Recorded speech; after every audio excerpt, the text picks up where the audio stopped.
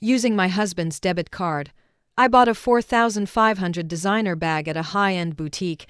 Eleanor ran into me, snatched it, slapped my face, yelling that I was wasting her son's money and cheating on him. She even took scissors to the bag, tearing it up before throwing it in the trash can, demanding that Ethan divorce me.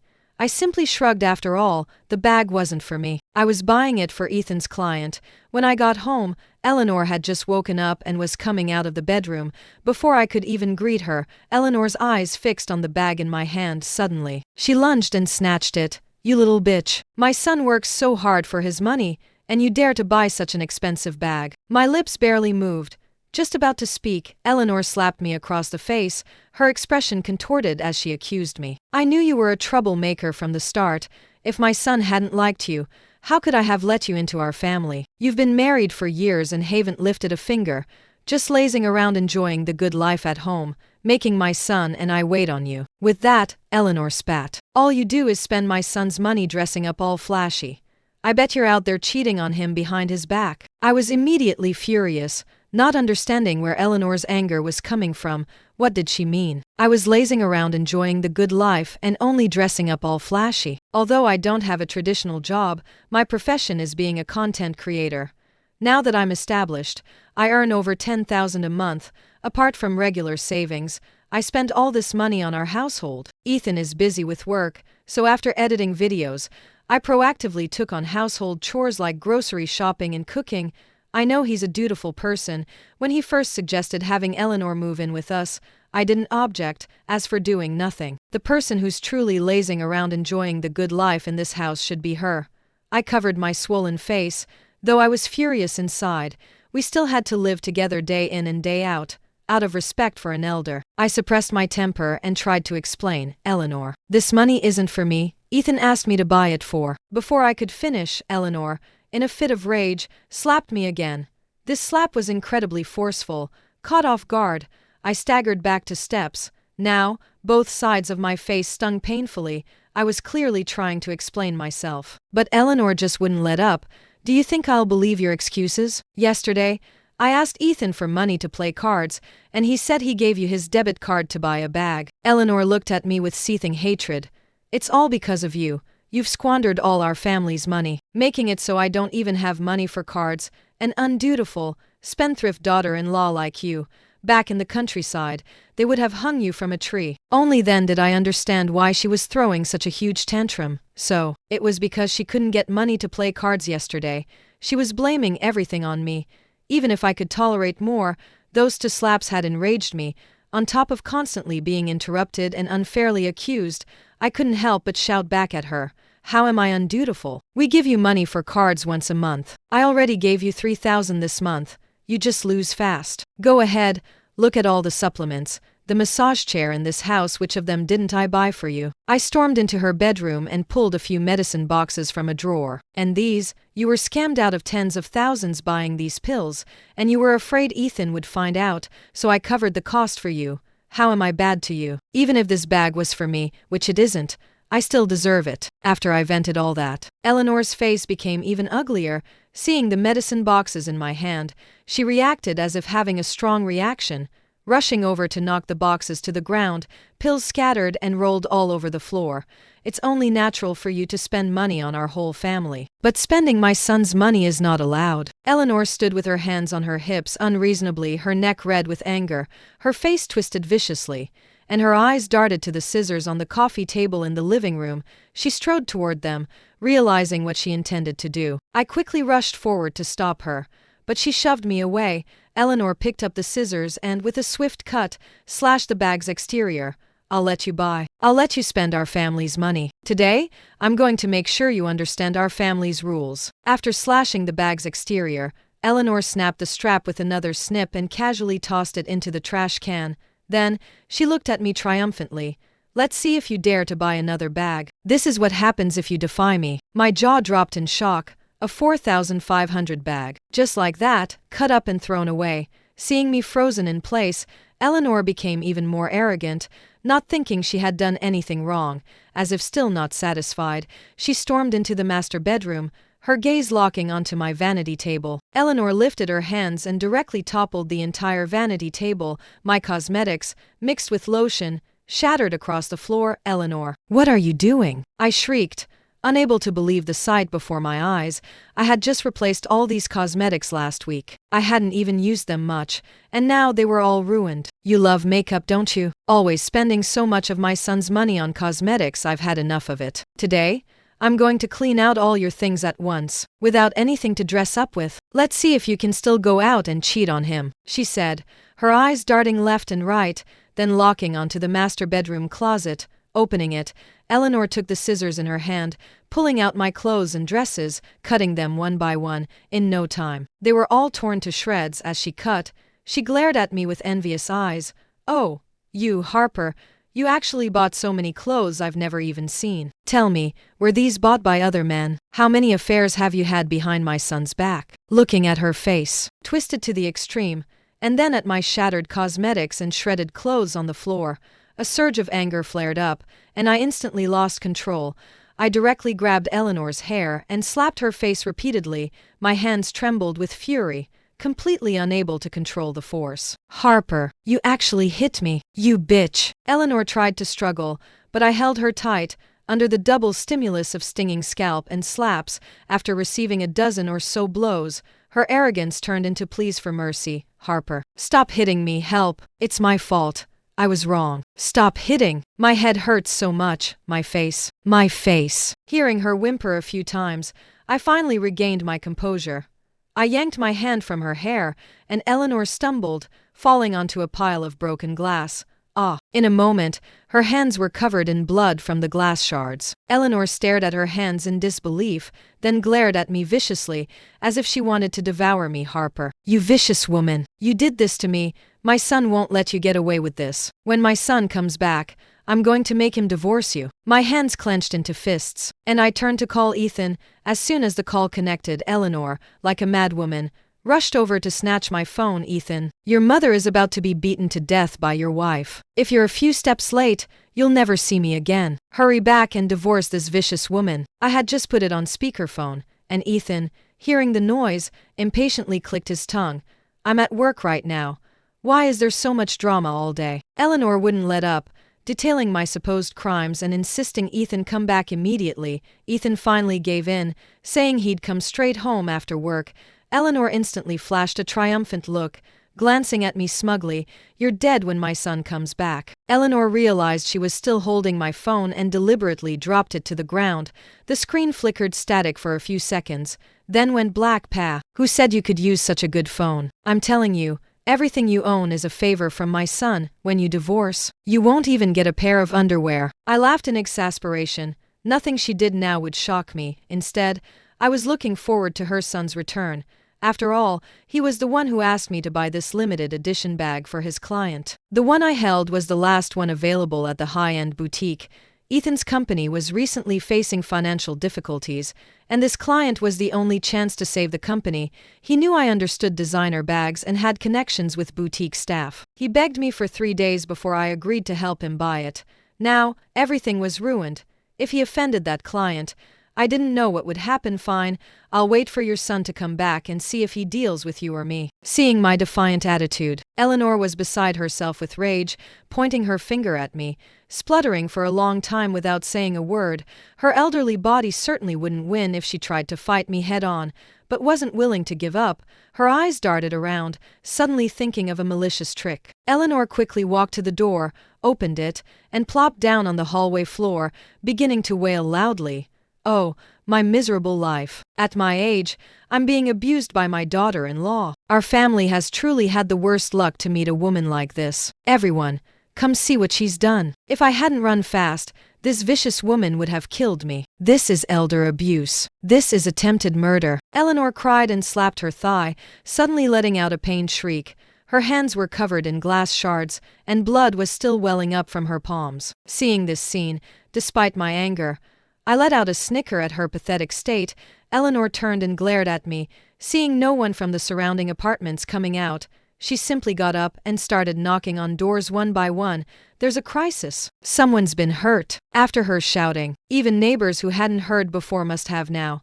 They opened their doors slightly, poking their heads out to look. Susan, one of the neighbors who was close with Eleanor, gasped as soon as she saw Eleanor's face.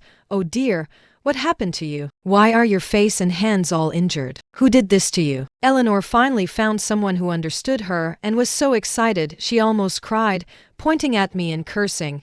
"It's this spendthrift wife. She squandered all my son's money, constantly buying useless luxury goods. I just said a few words to her, and she laid her hands on me. Look everyone, this slap mark on my face, this blood on my hands, she did all of this. I'm an old woman, how can I endure such torment?" Personal drama stories are always captivating, and a few neighbors had already stepped out to watch the spectacle. Given's visible injuries on her face and hands, while I stood unharmed, Eleanor's narrative sounded very convincing. They all directed disgusted looks toward me. Susan took the initiative, clucking her tongue and scolding me. "She's your mother-in-law. After all, how could you be so cruel? You, a housewife who just lazes around enjoying the good life all day. How dare you spend so much of your husband's money? Aren't you afraid you deserve damnation?" The other two neighbors also gossiped about me. "You never truly know a person. She usually looks so gentle, but she's so vicious when she beats her mother-in-law. They really had the worst luck to marry such a daughter-in-law.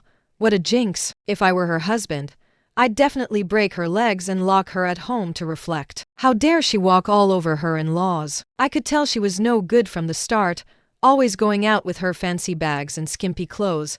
Maybe she has someone else on the side." Listening to their slander, Eleanor almost couldn't suppress the corners of her lips from curving into a smile. My face was darker than a storm cloud, and blood rushed to my head, just as I was about to have a massive shouting match with them.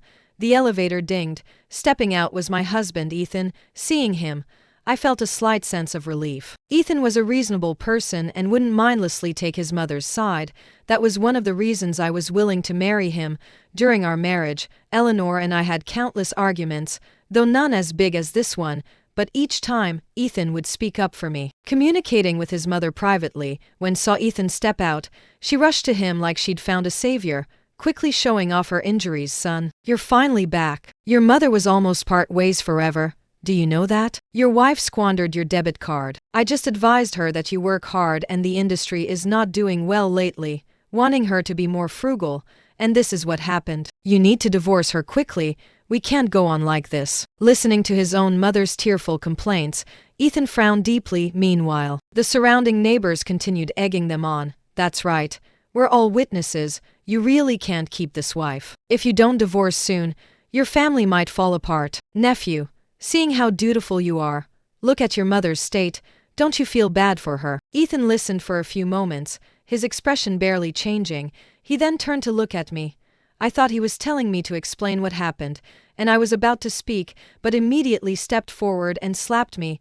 I stumbled back, completely unprepared, my expression bewildered, my head ringing. "Harper, I asked you to take care of my mother. Is this how you take care of her? She's an old woman. Why are you arguing with her? Besides, what she said wasn't wrong. You need to cure this habit of spending money lavishly. I work so hard outside, and I come home to deal with your petty issues. Can't you just make allowances for my mother?" Ethan's expression was extremely twisted. I had never seen him so angry. As those words came out of his mouth, my mind went blank. For a moment, I didn't know what to think. I just felt like the person I was supposed to stick together through thick and thin with for half my life had turned into a complete stranger. My throat tightened, and a wave of injustice washed over me, my eyes stinging, but was full of impatience, still yelling at me, his face jiggling with the intensity of his anger. "I've tolerated you for a long time, do you know that? You just eating and doing nothing at home, buying cosmetics and new clothes every day. You go out with your girlfriends whenever you have free time, completely neglecting the family. I've been married to you for so many years, and you've been completely useless to this family." Behind me, Eleanor and the neighbors wore smug, gloating expressions. I stood alone, on the opposite side, being raked over the coals, unwilling to give up. I spoke up to defend myself. "Aren't you going to ask me why I did this?" I stepped aside, wanting Ethan to come inside and see the mess and devastation. "Go back and look at our bedroom. My cosmetics and clothes were all ruined by your mother. And the bag." Before I could finish, Ethan interrupted me again. "I've hated your trashy stuff for a long time. My mother was right to do that. What right do you have to be angry? Do you know how much pressure and how hard I work outside? Can't you be a little more understanding? Ethan strode into the living room and saw the scene inside from the bedroom doorway. These are all just material things. If you don't want them, don't. But what do you mean by laying hands on my mother? She's so old. And she hasn't troubled you many times, by seniority. Even if my mother asked you to kneel to her today, it would be your duty. Ethan finished scolding me, then pulled me aside, looking like he was giving earnest advice. Eleanor is old. Why are you arguing with her? Several times before when you two fought, I went against filial piety and sided with you. This time, please do me a favor, apologize to my mother, and we can put this behind us.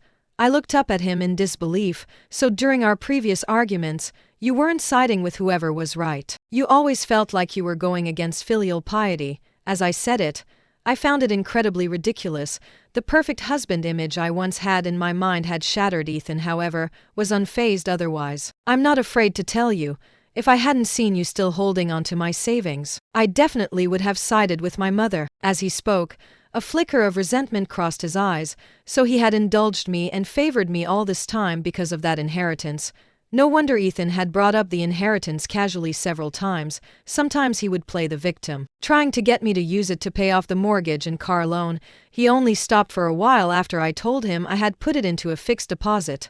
Now, he knew I wouldn't take it out, and he was stressed to the max because his company was in crisis, so he was taking all his anger out on me. If it weren't for me, who could tolerate that diva complex of yours? Ethan's gaze at me held a hint of disdain.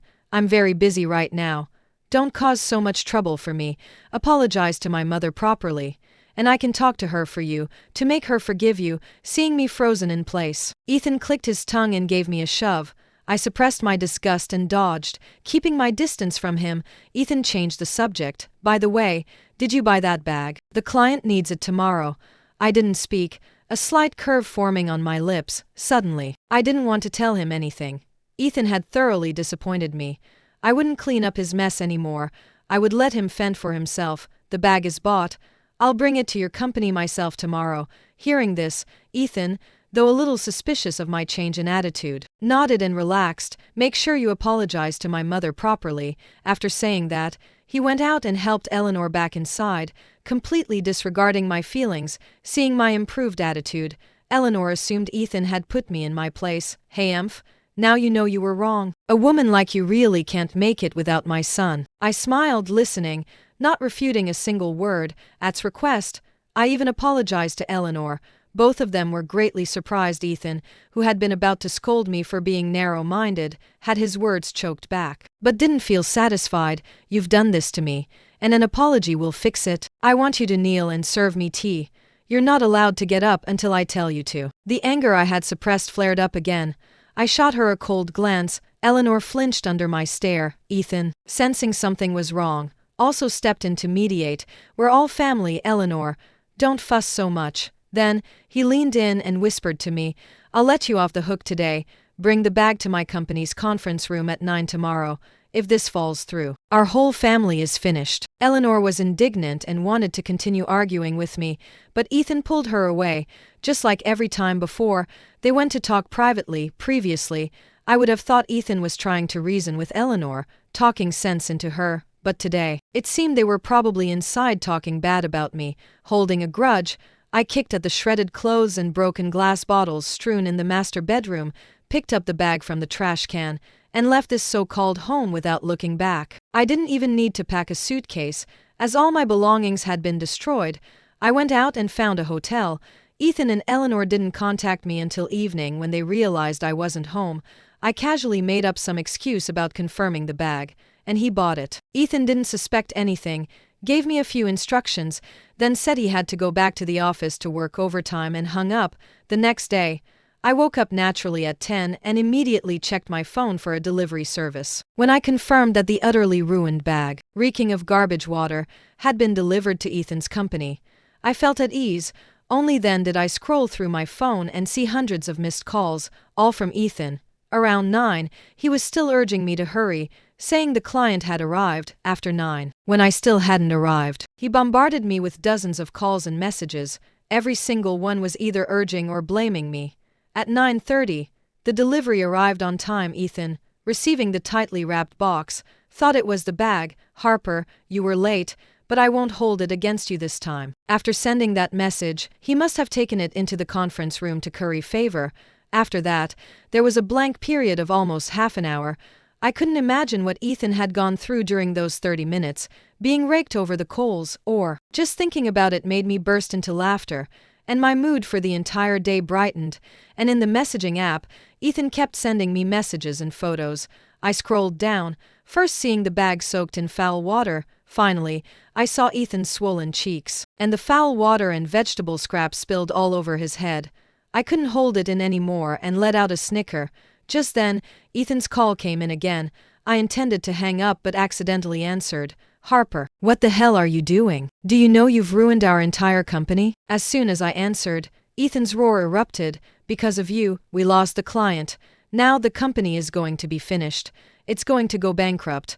I'm going to be unemployed. Were you doing this on purpose? You said yesterday the bag was fine. Is it because I didn't side with you when you argued with my mother yesterday? How can you be so petty? You're risking our company's future. Ethan became more and more convinced as he spoke. My mother was right. You're a spendthrift wife, a jinx. When I get back, I'm going to beat you to death. I'm going to divorce you. I picked my ear and held the phone away a bit. Without another word, I sent a security camera footage video to Ethan's phone. It showed the entire process of Eleanor unreasonably slashing the bag yesterday. Ethan, look closely again. Who really ruined things for you? There was a long silence on the other end. He was probably watching the video repeatedly. I spoke calmly. The ones who truly ruined this family are your good mother, and yourself. I wanted to tell you yesterday when you came back, but you didn't give me a chance to explain. Otherwise, there would have been a turn for the better. Because I have a good friend whose family collects this exact bag. The most devastating part was telling Ethan that this could have been resolved. It was his own doing. Revealing his true nature, I heard hurried breathing on the other end. He couldn't speak and soon hung up. I calmly checked the time on my phone. He was probably going home to find Eleanor and me, but he still didn't know I wasn't home. About 10 minutes later, I opened the security camera footage on my phone and saw Ethan rushing home. Eleanor came out of the bedroom, still looking oblivious, completely unaware of Ethan's storm cloud dark face, and eagerly pulled him over to complain. That didn't come back all night. Who knows where she was cheating around, son? She definitely has someone else out there. Listen to me. Divorce her quickly. I'll introduce you to someone better. Your aunt's niece next door is quite good. I couldn't help but sneer. She hadn't even divorced yet, and she was already finding Ethan a new wife. It showed how little she thought of me before. She looked exactly like the evil mother-in-law tropes you see online.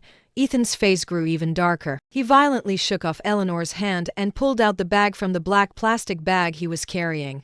Then, he threw it directly at Eleanor's face. Eleanor cried out, startled, and then got a mouthful of foul water, but facing her own son, she didn't dare to get angry. After seeing clearly that it was the bag she had slashed yesterday, Eleanor picked it up disdainfully with 2 fingers. Wasn't this bag bought by that bitch? Why do you have it? You don't know. She used your debit card to buy this thing. Of course, I got angry when I saw it. So Eleanor's statement was practically a confession. Before she could finish, Ethan kicked her, landing squarely in Eleanor's chest. Do you know you've killed our entire family? I asked Harper to buy this bag for my client. That client has a lot of funds, and whether our company can get back on its feet depends on him. Now, you've ruined everything. Ethan roared, mercilessly slapping Eleanor's face twice. He was like a wild beast, completely losing control of his reason and emotions. Eleanor had already been kicked to the ground. Bandages were still wrapped around the hand she injured yesterday, and the swelling on her face hadn't completely disappeared. Now with new injuries, I watched, feeling incredibly satisfied. Son, I'm your mother. Calm down. I didn't know that bag was so important to you. If I had known, I definitely wouldn't have cut it. Saying such superfluous words now would only make Ethan angrier. As expected, Ethan's eyes immediately reddened. He rushed to the kitchen balcony, grabbed a broomstick, and started hitting Eleanor repeatedly. Eleanor was old, with loose skin. In no time, her skin was broken and bleeding, blood seeping through her clothes. Do you think I don't know? Harper clearly tried to explain it to you, but you wouldn't listen. You insisted on cutting it. I should have never brought you out of the village. You should have been left to fend for yourself there. You deserve to be beaten to death by your creditors. My brows furrowed slightly. I hadn't known Eleanor owed debts in the village, but given her addiction to playing cards and gambling, it wasn't surprising that she was in debt. Eleanor was now like a stray dog, trembling as she begged for mercy. "Stop hitting. I was wrong. I'm your mother. How can you not care about me? If I hadn't said I had a way to deal with your wife back then, you definitely wouldn't have been willing to bring me out. I only did this because I wanted to live." Eleanor became more and more agitated as she spoke, as if completely forgetting she was still being beaten. "All the money she gave me, I transferred it to you to save.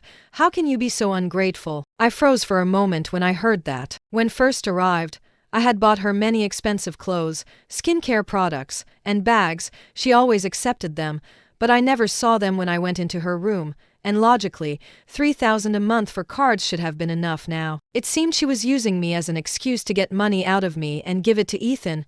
I couldn't help but break out in a cold sweat. This family was so deceitful. I wondered how many times they had schemed against me, and how many other conspiracies there were. Ethan, in the security camera footage, contorted his face even more, sweeping the broomstick across Eleanor's face, making her howl in pain. "How dare you even bring that up? How much did you skim off the top?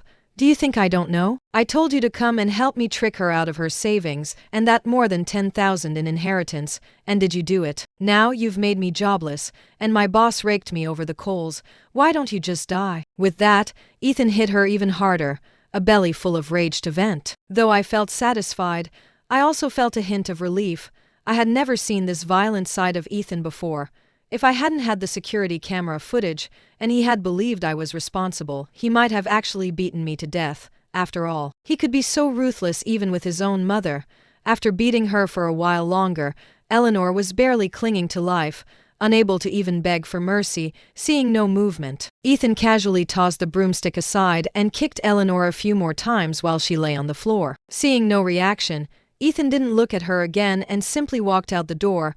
I zoomed in on the security camera footage but couldn't tell if Eleanor on the ground still had vital signs, but I wouldn't feel soft-hearted about it. After all, the person who should save her was her son, not me. Soon, Ethan called me. After hesitating, I chose to block and delete him. I didn't want to contact someone like him, but didn't give up, sending me a long message. "Harper, it's all my fault. I didn't listen to you first. I've already disciplined my mother. Where are you? Can I come pick you up and bring you home? I've already lost my job. I can't lose you too. We've had so many years of feelings. You're willing to help me get back on my feet, right? If you don't like my mother, I can immediately send her back to the countryside, as long as you're happy. Don't you still have money? Even if I'm temporarily jobless, that money will be enough for us." He said a lot, but I only saw the line about him still wanting to scheme my money away. I didn't expect him to reach this point with me and still think I would want to get back together with him. I furiously typed a line and sent it. "There's no turning back for us. I'll have a lawyer draft the divorce papers and send them to you." After sending it, before he could reply, I deleted him then. I dressed myself up, put on my clothes, and picked up the bag from the table before heading out. Today, I had an appointment with a client. And this client was the one whose substantial financial support Ethan's company desperately needed. I had long thought about starting my own media company, and attracting investment was the first step. I hadn't contacted him before because I knew Ethan's company needed him. Now, Ethan and I were on separate paths. I needed to plan for my own future. After leaving home yesterday, I first went to a friend's house. My friend, as a favor, sold me this bag at a low price. At the coffee shop, Richard held the bag, praising it effusively. "Ms. Harper, you're very thoughtful. My wife loves this exact style the most. She went to a meeting this morning, and the company's employees handed her a bag that had been soaked in smelly trash water and was torn to shreds. It made her so angry. She's sulking at home now and doesn't even want to go out." Richard shook his head, a helpless expression on his face. I smiled subtly, indicating it was no problem. Richard's family business was built together with his wife, and he was a devoted husband. If you were going to give a gift, you had to give it from his wife's perspective. We chatted for a bit, and I showed him my business plan. Richard said he was very satisfied. Just as we were about to sign the contract, a figure burst into the coffee shop. Without a word, the person rushed to our table, grabbed the hot coffee, and splashed it all over Richard's face. Then, he raised his hand to slap me. Thankfully, I reacted quickly, dodging swiftly, and instinctively kicked him in the groin. It was then that I clearly saw the person's face. It was Ethan. He dodged my foot, angrily pointing at Richard and me. "Harper, haven't I been good to you? You're cheating on me? No wonder you insisted on divorcing me, so they were right. You have someone else outside." I laughed in exasperation. I had never seen such a stupid person. If he had done even a little background check on the client, he would have known that Richard, standing before him, was his company's major client. Now, he had completely alienated him. Ethan's loud shouting drew the attention of the surrounding crowd. Soon, people began pointing fingers at Richard and me. Assuming I was cheating on him, Richard's face was grim. He waved a hand, and a group of bodyguards walked in from outside, restraining Ethan. "Let me go. What do you adulterous couple want to do to me?" Ethan struggled wildly, glaring viciously at me. I took out my phone and played a video I had hired a private detective to record. Last night, Ethan hadn't gone to his supposed overtime. Instead, he had been spending time with his company's receptionist. This video was the proof of them entering and leaving the hotel arm in arm. "Ethan, don't play the pot calling the kettle black. I've brought out the evidence of your cheating. Now, do you have any proof of my supposed misdeeds?" Ethan was speechless, looking at the video with disbelief in his eyes. "You actually dared to investigate me.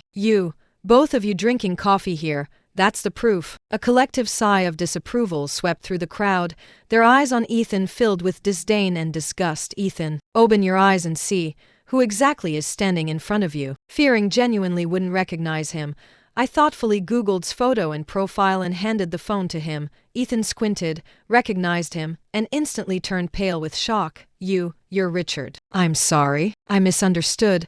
I'm so sorry." He immediately knelt and begged Richard for forgiveness.